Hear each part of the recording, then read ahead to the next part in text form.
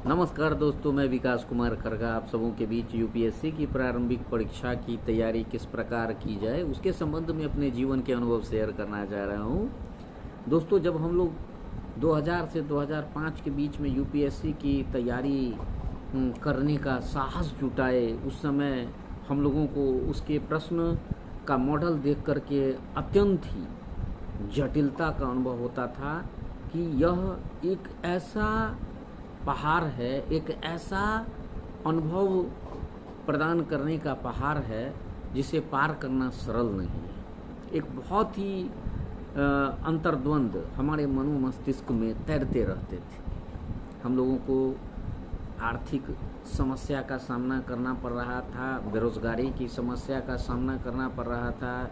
साथ में यह भी देखना आवश्यक था कि प्रारंभिक परीक्षा में किस स्तर के लोग आते हैं, उनकी पृष्ठभूमि क्या है, उनका शैक्षणिक स्तर क्या है, क्या दिल्ली या पटना के लोग ही तैयारी करके पास कर पाते हैं।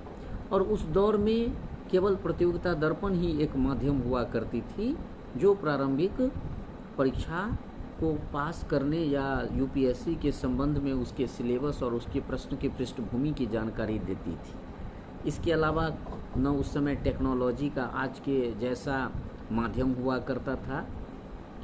यद्यपि मैं 2005 में एक बार ही यूपीएससी की परीक्षाएं दे पाया, लेकिन जब पहली बार मैं इस प्रारंभिक परीक्षा में बैठा तो बहुत सारा ऐसा प्रश्न था जिनकी गुत्थियां बनी हुई थी, उन्हें सुलझाना सरल नहीं था। और कितने ऐसे प्रश्न थे जो हम लोगों के सर से ऊपर से क्रॉस कर रहे थे। मुझे आज भी याद है कि जब मई के मध्य में यह एग्ज़ाम मैं दिया था तो उस दौर में जो प्रश्न आता था जनरल स्टडी का, वह 50 से अधिक बनाना हम लोगों के लिए काफ़ी दुर्लभ कार्य हुआ करता था। और हम लोग एक अद्वितीय इस पैटर्न को समझते थे जिसे तोड़ पाना जैसे लगता था कि कभी सरल हो नहीं पाएगा।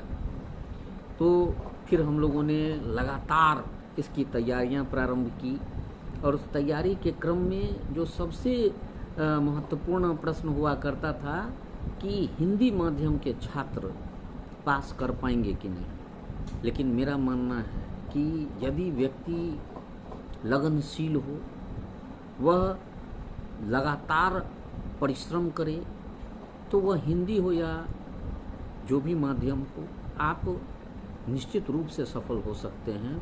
यूपीएससी की प्रारंभिक परीक्षा एक बार मुझे पास करने का अवसर मिला है 2005 में। मुझे ऐसा लगा है कि यदि आदमी कंटिन्यूअसली तैयारी करे, निश्चित रूप से उसे भाषा की पृष्ठभूमि और भाषा के दायरे में फंसने की बिल्कुल ही ज़रूरत नहीं है। वह निश्चित रूप से इसे क्रैक कर सकता है।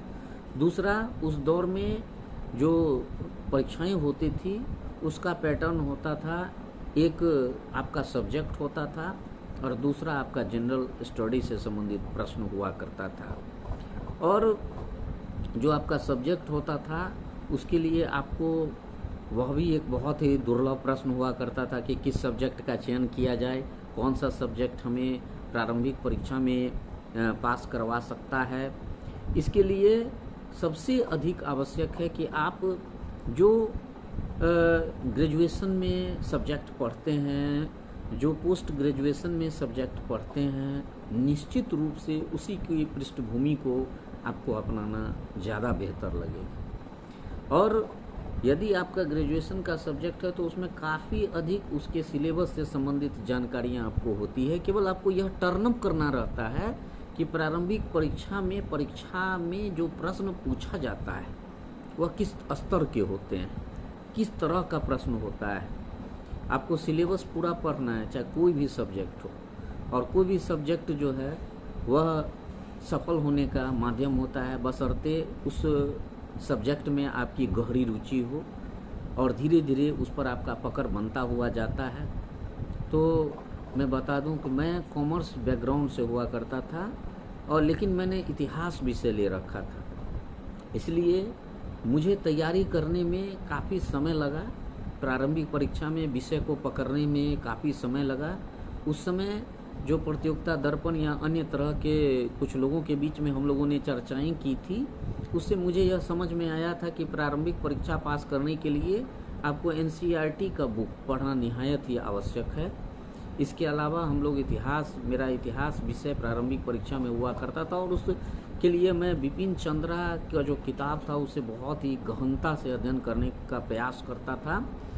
निश्चित रूप से गहन अध्ययन करने के उपरांत आपकी हर प्रश्न की जो पृष्ठभूमि है उसके आधार पर आपको जो है तैयार हो जाना पड़ता है।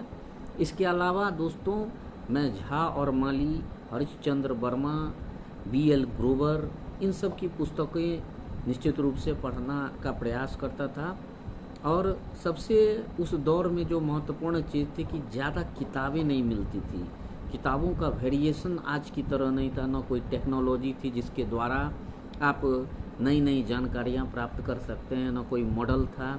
हम लोगों को जहाँ यूपीएससी से संबंधित कुछ मॉडल प्रश्न पत्र मिलते थे वहाँ हम लोग उसको एब्जॉर्व करने का प्रयास करते थे। और निश्चित रूप से कुछ सेलेक्टिव बुक ही आदमी को पढ़ना चाहिए, खास करके जो उसका अपना विषय है। और मेरा अपना जो, यद्यपि मैं उस परीक्षा का केवल एक बार मुख्य परीक्षा दे सका, लेकिन मेरा जो अपना अनुभव कहता है कि प्रारंभिक परीक्षा के साथ ही लोगों को मुख्य परीक्षा के दृष्टिकोण को ध्यान में रख के भी पढ़ना चाहिए।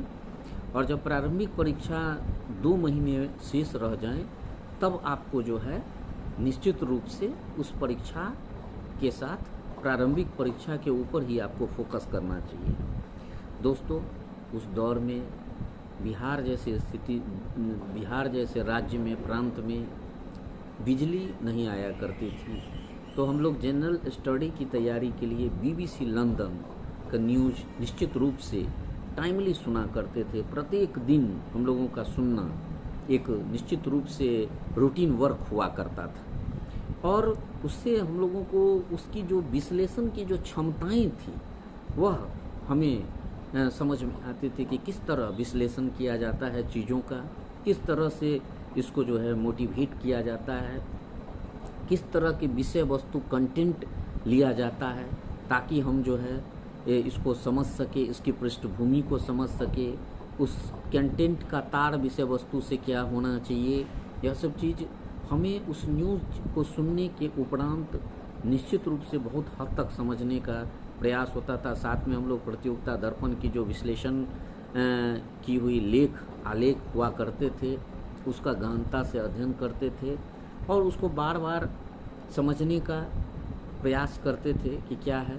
मुझे तो आज भी याद है कि जब मैं प्रतियोगिता दर्पण शुरुआती दौर में खरीद के पढ़ता था तो उसके आलेख मुझे समझ में नहीं आते थे, उसकी भाषा मेरी पकड़ से बाहर होती जाती थी। लेकिन धीरे धीरे धीरे धीरे उसको समझने का यत्न मैंने किया और काफ़ी हद तक यह कोशिश की कि जो उसकी विषय वस्तु है वह मुझे समझ में आए। क्योंकि प्रतियोगिता दर्पण की जो एक विशिष्ट शैली है, उसकी जो लेखन शैली है, उसकी जो पृष्ठभूमि है, उसमें जो तथ्य होते हैं, उसके समझने के लिए आपका मानसिक स्तर उस लेवल का होना निहायत ही आवश्यक है। इसके अलावा हम देखते हैं कि जनरल स्टडी के लिए आज के युग में टेक्नोलॉजी की भरमार है, लेकिन सबसे इम्पोर्टेंट है कि आपको पढ़ना क्या है, छोड़ना क्या है। यह एक बहुत ही निहायत ज़रूरी चीज़। जब तक आप यह नहीं समझते हैं कि आपको छोड़ना क्या है और पढ़ना क्या है, तब तक आप सक्सेस कभी नहीं हो सकते। दोस्तों, हम लोगों को काफ़ी विलम्ब लगा इस चीज़ों को समझने पकड़ने में। एक ख़ास उम्र भी हम लोगों का बीतता चला गया, लेकिन निश्चित रूप से यह आपको समझना होगा कि आप किस स्तर की तैयारी करते हैं, क्या आपकी सोच है। आपका सोच का स्तर निश्चित रूप से होना आवश्यक है। दोस्तों, उस दौर में भी हम लोगों का एक जुनून हुआ करता था कि परीक्षा हर हाल में पास करना है, किसी भी कीमत पर हमें इस प्रारंभिक परीक्षा को क्रैक करना है। इसके लिए आप जब तक अपने अंदर एक दृढ़ निश्चय संकल्प नहीं लेते हैं और कंटिन्यू उस संकल्प को के लिए प्रेरित नहीं होते हैं, तब तक आप सक्सेस कभी नहीं हो सकते हैं। आपको कंटिन्यू मेहनत करना होगा, दिन रात सोते उठते जागते आपको इतिहास के पात्र घूमते नजर आएंगे, आपको समझते हुए नजर आएंगे कि अकबर कौन था, क्या कर रहा था, उसका धार्मिक स्वरूप ऐसे कैसे बदल गया, कैसे उसने अपनी ऐसी नीतियाँ स्थापित की कि उस जो मुगल काल को आक्रमणकारी माना जाता था उसे भारतीय सभ्यता संस्कृति ने स्वीकार कैसे कर लिया। औरंगजेब किस तरह से अपने शासनकाल के उपरांत जो विद्रोह थे उसको दबाने का यत्न किया, लेकिन वह शासन प्रणाली में जो सुधार लाने का यत्न किया उसके बारे में हमें पॉजिटिव नेगेटिव सभी पक्ष को जानना आवश्यक होता है। तो कभी भी आप प्रारंभिक परीक्षा की तैयारी करें तो मुख्य परीक्षा को ध्यान में रख के करें और कम से कम जो पढ़ें उसके बारे में एक अपना कॉन्सेप्ट डेवलप करना चाहिए, मौलिक विचार डेवलप करना चाहिए। केवल किताबी अध्ययन और किताबी ज्ञान से आप यूपीएससी की द्वार को तोड़ नहीं सकते। उसके लिए आपको मौलिक चीज़ों पर फोकस होना आवश्यक है। आपका एक अपना कॉन्सेप्ट, अपना एक विचार उत्पन्न होना निश्चित रूप से आवश्यक है, तभी उस चीज़ को आप क्रैक कर सकते हैं। इसके लिए आवश्यक है कि आप अपने आसपास की घटनाओं जो कि आपकी परीक्षा से संबंधित है उससे रिलेट हो, उसको समझें, उसे लगातार चिंतन करें कि इसका क्या, ये जो समस्या है इसका क्या उपाय होना चाहिए, किस तरह से इसको जो है समस्या को जो है समझने के उपरांत आप किस निष्कर्ष पर पहुंचते हैं। यह प्रशासन को चलाने के लिए एक स्टूडेंट को एक एडमिनिस्ट्रेटिव ऑफिसर के जैसा सोचना आवश्यक है कि समस्या क्या है, समस्या का कारण क्या है, उसकी जटिलताएं कितनी हैं और उसके समाधान के क्या क्या उपाय हैं, क्या क्या रास्ते हैं। तो जब तक आप एक एडमिनिस्ट्रेटिव ऑफिसर के रूप की तरह सोचना शुरू नहीं करते हैं तब तक आप उस कलेवर तक नहीं पहुंच सकते हैं। तो ये सारी चीज़ आपको आप में तब उत्पन्न होंगे जब एक दृढ़ संकल्प, दृढ़ निश्चय के साथ पूरी तरह से उस रंग में आप रंग नहीं जाते हैं। दोस्तों, तो आज ये जो फर्स्ट वीडियो है मेरा, ये मेरे अपने अनुभव रहे हैं जो मैं आप लोगों के समक्ष रखना चाहता हूँ। यदि आपको पसंद आए तो इस वीडियो को शेयर और लाइक कीजिएगा।